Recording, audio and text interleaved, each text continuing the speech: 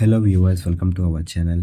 Megastar Chiranjeevi గారి హీరోగా, నయనతార హీరోయిన్గా, అనిల్ రావిపూడి గారి దర్శకత్వంలోని భారీ అంచనాల మధ్య ఫ్యామిలీ ఎంటర్టైనర్గా తెరకెక్కిన సినిమా మన శంకర్ వరప్రసాద్ గారు. మరి సంక్రాంతి కానుకగా ఈ సినిమాని అయితే మాత్రం జాన్ 12న వరల్డ్ వైడ్గా గ్రాండ్గా రిలీజ్ చేశారు.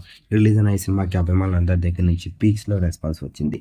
ప్రస్తుతానికైతే మాత్రం ఈ సినిమా బాక్స్ ఆఫీస్ దగ్గర 3వ రోజుని కూడా విజయవంతంగా పూర్తి చేసుకుంది. మరి 3వ రోజు ఈ సినిమా వరల్డ్ వైడ్గా 25 కోట్లను వసూలు చేసింది.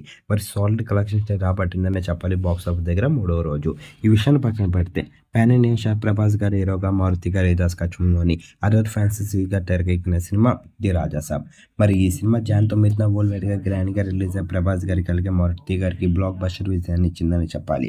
మరి ఈ సినిమా 3వ రోజు మొత్తం మీద 31 కోట్ని వసూలు చేసింది. మరి 31 కోటి అంత తక్కువ కాదనే చెప్పాలి. ప్రభాస్ గారు సాలిడ్ కలెక్షన్స్ని రాబట్టారు.